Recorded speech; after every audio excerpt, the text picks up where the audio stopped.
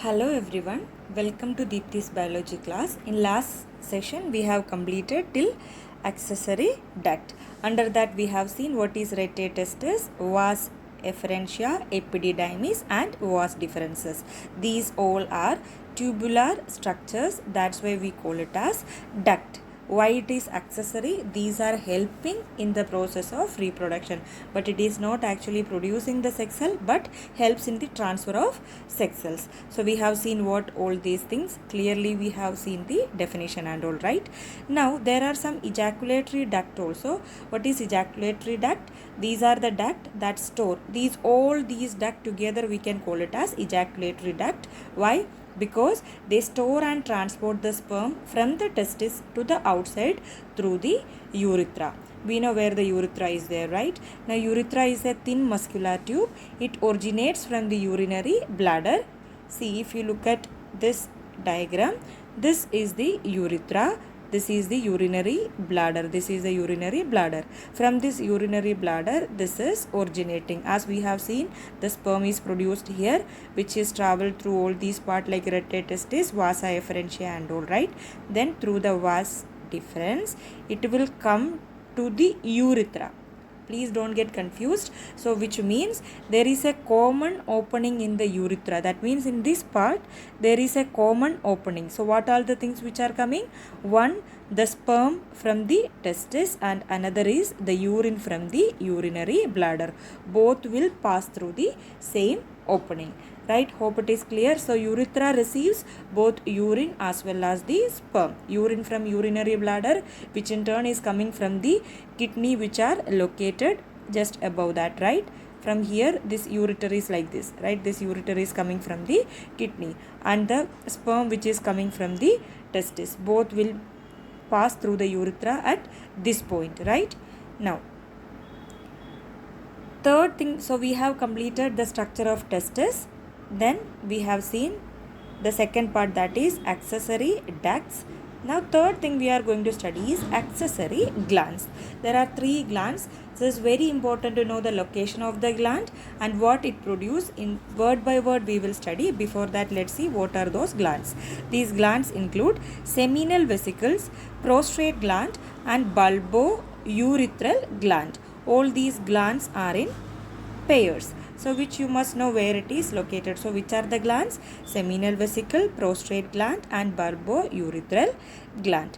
If you look at this diagram from, so we know this is our, see what we have given. See, this is the testis in an elaborated way, which we have already studied, right? So from here and all, sperm will be produced through this vas deferens. It is coming, right? See, this vas deferens, it is coming.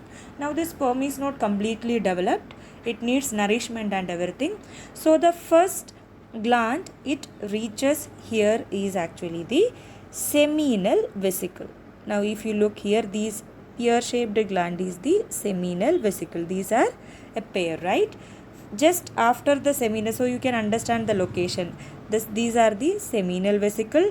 Now when this sperm is coming this way, the mix, see, whatever is there, whatever is coming here now, see, the sperm is here now, right?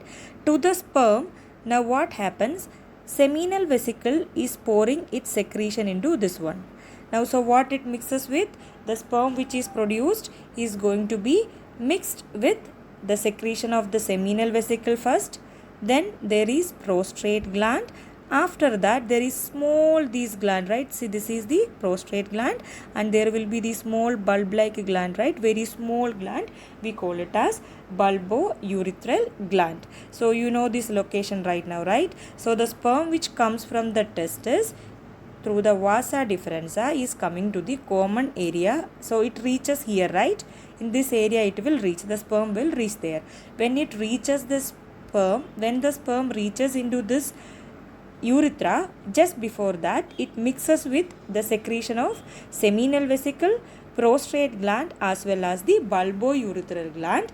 Once the sperm mixes with all these secretions, we call it as semen. So what the semen contain? Semen contains sperm as well as the secretion of all these glands. So what will be there? Some are acting as the medium some are acting like a lubricant, some secretion is going to nourish the sperm. So we will see one by one what is the function of these secretions, right? So these glands secrete the products that mix with the sperms to nourish and protect them. So sperm is coming this way, all these three glands are going to pour it into the sperm on the way, and here onwards we start calling it as semen. We don't call it as sperm. Why? This semen consists of sperm as well as secretion of these three glands. So the first gland is seminal vesicle. They contribute approximately 60 to 75% of the fluid in semen. We know what is semen, right? This secretion is rich in protein, enzyme, fructose, vitamins, right? So there are so many things which are there.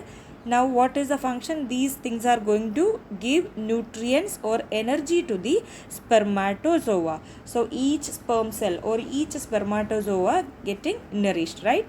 Now what is prostrate gland? So we know seminal vesicle is going to nourish, right? Second gland is prostrate gland.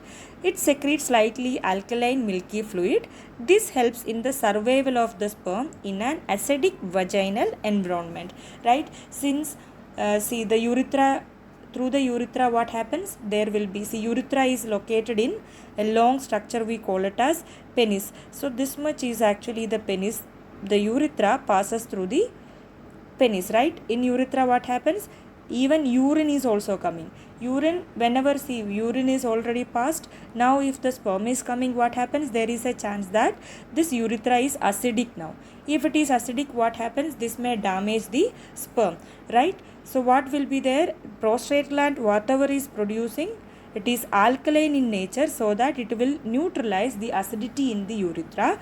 It also improve the motility of the sperm. So there can be a question, what helps in the motility of the sperm?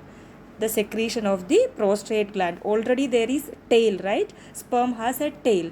So that tail needs a medium to swim. That medium is given by this prostrate gland. So the third gland, that is bulbourethral gland. So where is bulbourethral gland? This gland, this small one, right? This small two are there, no? This one. Now bulbourethral glands, the secretions of this gland lubricate the penis and neutralize any residual acidity in the urethra. So what happens? If there is any acidity which is left over there, that is going to be neutralized by the secretion of the bulbourethral gland, which also secrete whatever secretion is there, that act as the lubricant, so that this will be helpful in the copulation process. So what is copulation? Copulation is the act of transferring sperm from the male penis into the female vagina. So this much about the male reproductive system. Hope it is clear. So what happened here? Hopefully you know what happened here, right? This is the seminiferous tubule. In this one, hormone as well as sperm is produced. Sperm will be collected by rete testis. Then there is a tube, then epididymis, then through this vasa deferens. So through this vasa deferens, it will reach to the urethra. So urethra is the common opening for both urine as well as the sperm, but at different time, right? So what is penis? Penis is the protective structure or ejaculatory structure. Because of the help of penis only, this sperm which is produced by the testis is transferred. So you must know the difference between penis and testis. Sometime what happens in MCQ, which one act as the gonad? What is gonad? Gonad is the male reproductive structure which produce sex cell. If you look at this diagram, these many structures we have studied, but actually the gonad is testis. Why testis is gonad? Because the gonad produces the sperm. So testis is the male reproductive organ or male gonad. What about penis? Penis is this structure which helps in the transfer of this sex cell from male to female, right? So this you have to understand. This is the real structure which produces the sperm, and penis is the structure which is accessory in nature, which helps in the transfer only. So in the next video lecture we will start with female reproductive system. Hope it is clear. Draw the diagram, practice it well. There is a chance male as well as female reproductive system can be asked. Thank you so much for watching.